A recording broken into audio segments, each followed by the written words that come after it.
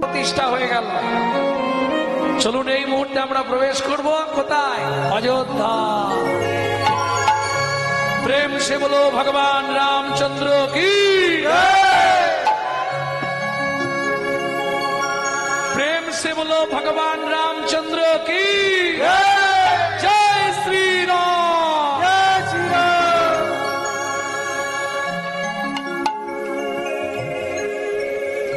ভক্তমন্ডলী, ভক্তিমতী মায়েরা, এইবার চলুন জায়গাটি কোথায়? পঞ্চবটি বন। ছোট্ট একটা পাতার কুঠির, যতক্ষণ জল হবে ততক্ষণই পড়বে। স্বামী স্ত্রী দুজন থাকে, আগরের বেড়া দেওয়া দরজা। আগেকার দিনে ওই বাঁশের চটা দিয়ে দেখবেন একটা নিচে দিয়ে আর একটা, যেগুলো আপনারা আরো ভালো বুঝতে পারবেন যাদের ধান জমি আছে, ওর মধ্যে ধান ঝাড়া হতো আগেকার দিনে, হতো না? আগরই তো বলছি, আগরের দরজা আর ওই ওপরে তাল পাতা নালে নারকেল পাতা সব দেওয়া, যাতে জলটা না পড়ে। তাল পাতা দিয়ে ঘর হতো আগে। সুখের সংসার, স্বামী স্ত্রী দুইজন, জাতিতে মেলেচ্ছ জাতি, মানে একদম নিম্ন কাস্ট, যেটাকে আপনারা বলবেন চন্ডাল। চন্ডাল মানে বোঝেন তো? না না, যারা মরা পুরাতো, ঠিক ধরেছে, চন্ডাল। কিন্তু একটা কথা জেনে রাখো, জন্ম হোক যথা তথা, কর্ম হোক ভালো, পাকে ফুটলো পদ্ম ফুল, সারা জগৎ করলো ভালো। কিংকুলেন বিশালেন গুণহীনস্তি যো নরা, অকুলীন শাস্ত্রকা দৈব দৈব তৈরপি পূজ্যতে। ছোটবেলায় সংস্কৃত পড়ার জন্য কম মার খেয়েছি আমি। আমার মাস্টারমশাই প্রচুর মারতো, বাপরে বাপ, পটাশ পটাশ করে দিত। এইসব সংস্কৃত শেখা আমার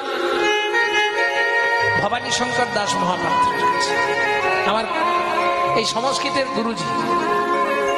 উনি হচ্ছেন ডক্টর মহানামব্রত ব্রহ্মচারীর সাক্ষাৎ শিষ্য ছিলেন। মানেটা কিছু বুঝলেন না? ভেঙে বলবো। কিং কুলেন বিশালেন, বিশাল কুলে জন্মগ্রহণ করেছে।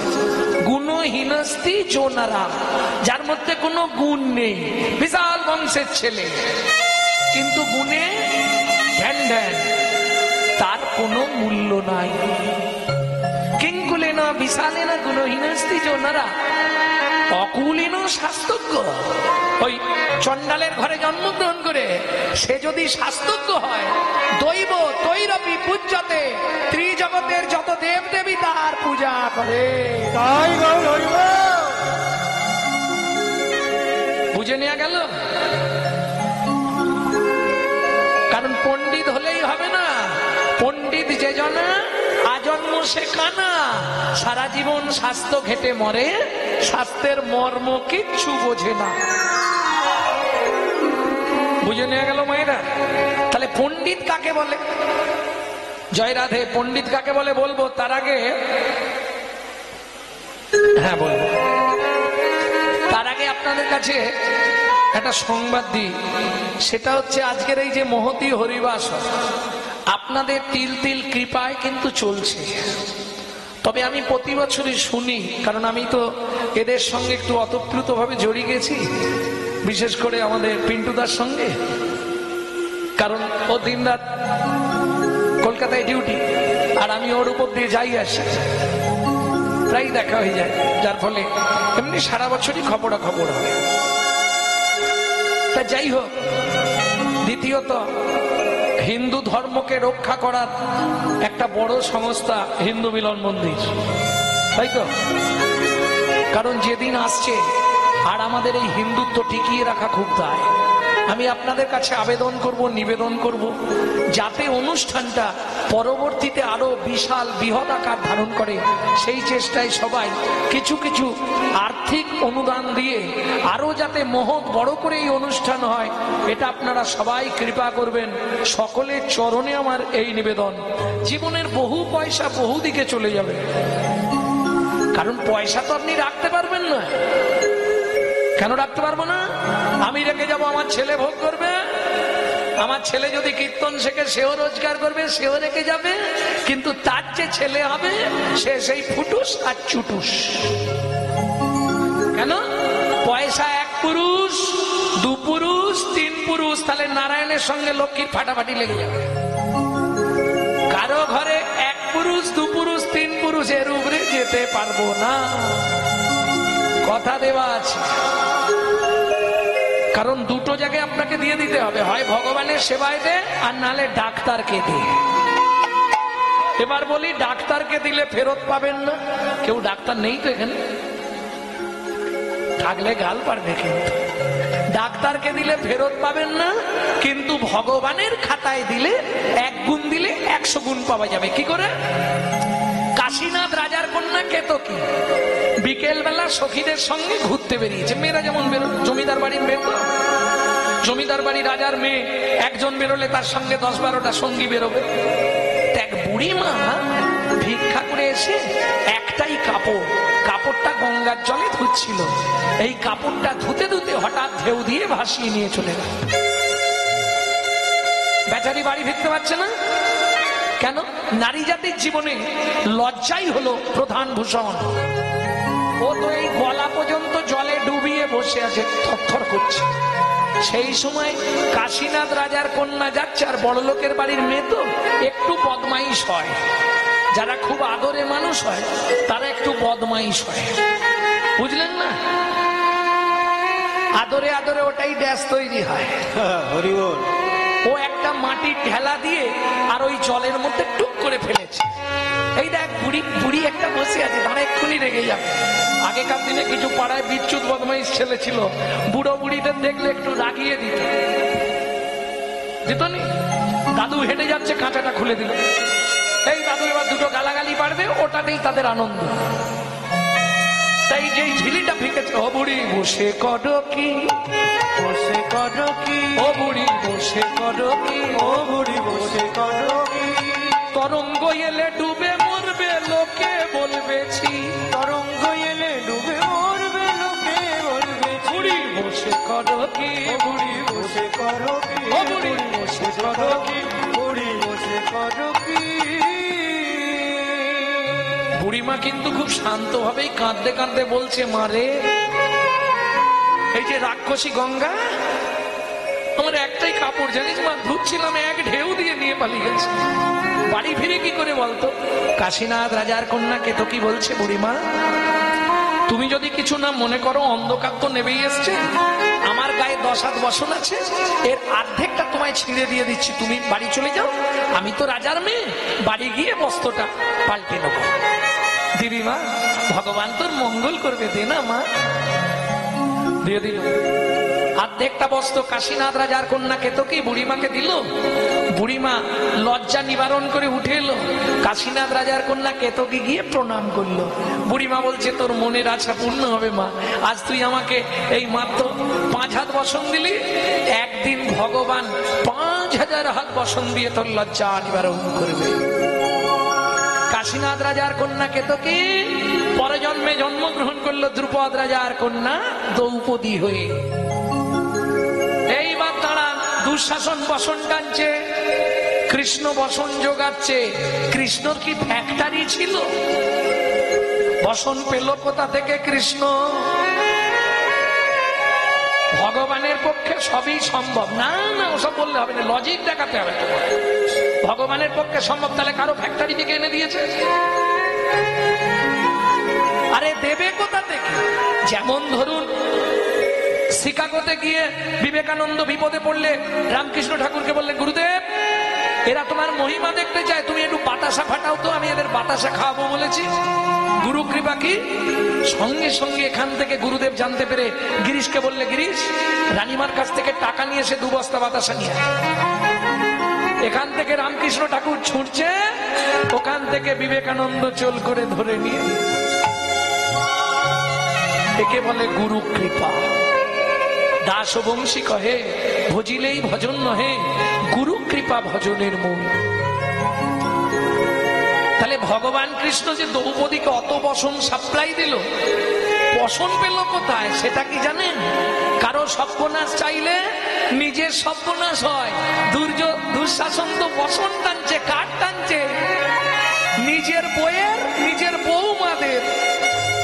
ভগবান কৃষ্ণ কি করেছে জানেন? 100 ভাইয়ের 100টা বউ, সবার গা থেকে বসনগুলো খুলে নিয়ে গিয়ে ওখানে সাপ্লাই করে দিচ্ছে।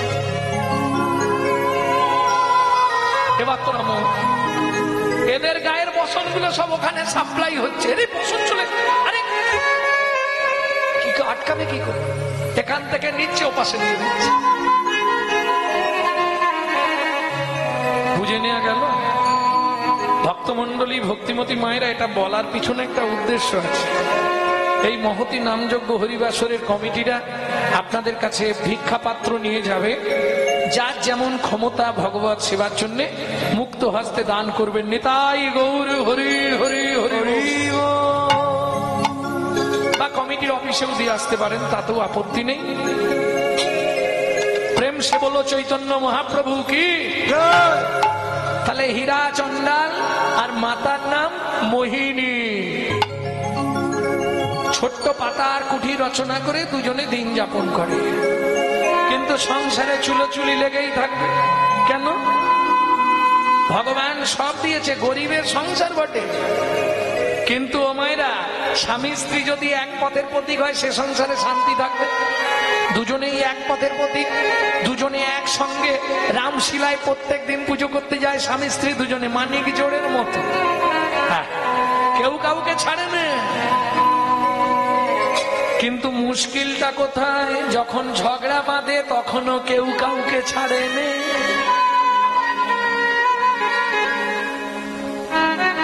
কেন এ কথা বললাম? তাহলে একটু খুলেই বলি।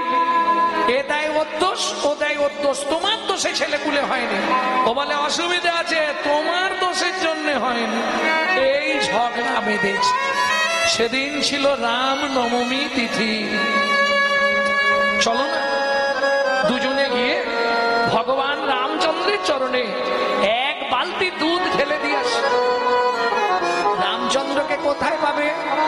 পঞ্চবটী বনের এক প্রান্তে একটি শিলা পোতা ছিল। সেই শিলাটা তৎকালীন যুগে সবাই বলতো রামশিলা। সেই রামশিলায় দুধ ঢালবে। স্ত্রী দুজনে মিলে গেছে। আহা, ভক্তমন্ডলী, ভক্তিমতী মায়েরা, মন মতো যে যার পূজা পাঠ সেরেছে। এবার মাথায় ওই রামশিলার উপরে দুধটা ঢেলে দিচ্ছে। রামায় রামচন্দ্রায় রামবেধায় এবাসে রঘুনাথায় নাথায় সীতাপতায়ে নমো নমঃ। সীতাপতায়ে নমো নমঃ। মোহিনী দেওয়া হয়েছে? হয়েছে। আচ্ছা স্বামী, প্রত্যেকদিন পাড়ার লোকেরা বলে বন্ধা রমণীর মুখ দেখা মহাপাপ। হীরা চন্ডাল বলে সে তো আমাকেও লোকে বলে বাজা লোকের মুখ দেখতে নেই। কি করবে? বলে চলো না দুজনে মিলে এই রামশিলার চরণে নিবেদন করি মনের কথা।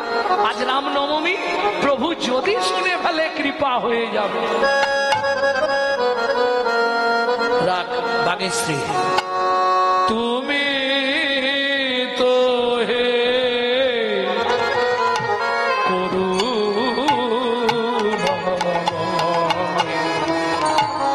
করুণা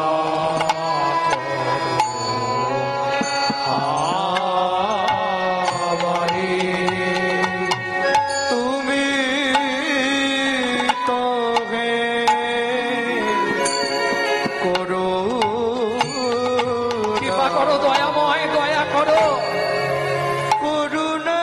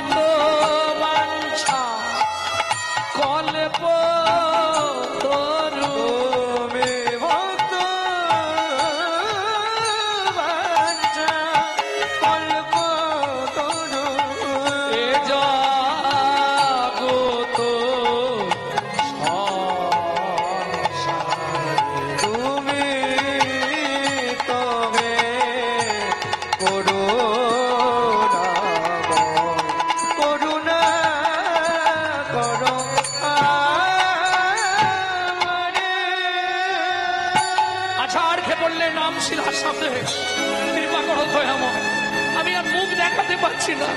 সবাই বলে মন্দারমণির মুখ দেখা মহাপাপ। তুমি তো করুণাময়, তুমি তো কৃপাময়, তুমি করুণা করো দয়াময়। আমি আর কিচ্ছু চাইবো না জীবনে। কৃপা হয়ে গেল। রামনবমী তিথি ছিল। ওমা, যোগে যদি যোগ লেগে যায় সে যোগ কখনো বিয়োগ হয় না। ওই যোগেতেই কৃপা করে দিলেন ভগবান রামচন্দ্র।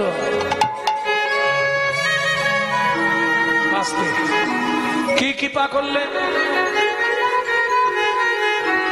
কি কৃপা হলো চলুন দেখে নি। বেশি না, মাত্র 3 মাসের মধ্যেই ধরা পড়ে গেল। কি? দেখিতে দেখিতে দিন কাটিতে লাগিল, দেখিতে দেখিতে দিন কাটিতে লাগিল, দেখিতে দেখিতে দিন কাটিতে লাগিল, দেখিতে দেখিতে দিন কাটিতে লাগিল। 3 মাস পরে মাতা গর্ভবতী হইল, 3 মাস পরে মাতা গর্ভবতী হইল। বলুন মায়েরা, বিয়ের 30 বছর পর কোন মা যদি গর্ভবতী হয় তার কি হবে? কেউ কথা বলে না কেন? ঘুমিয়ে পড়েছে না জেগে আছে? আনন্দের আর সীমা নাই, আনন্দের আর সীমা নাই। এতদিন পরে কৃপা হলো, আনন্দের আর সীমা নাই। এতদিন পরে কৃপা হলো, আনন্দের আর সীমা নাই। এতদিন পরে কৃপা হলো প্রভুর কাছে কেঁদে কেঁদে। এতদিন এতদিন পরে কৃপা হলো, আনন্দের আর সীমা নাই রে, আনন্দের আর সীমা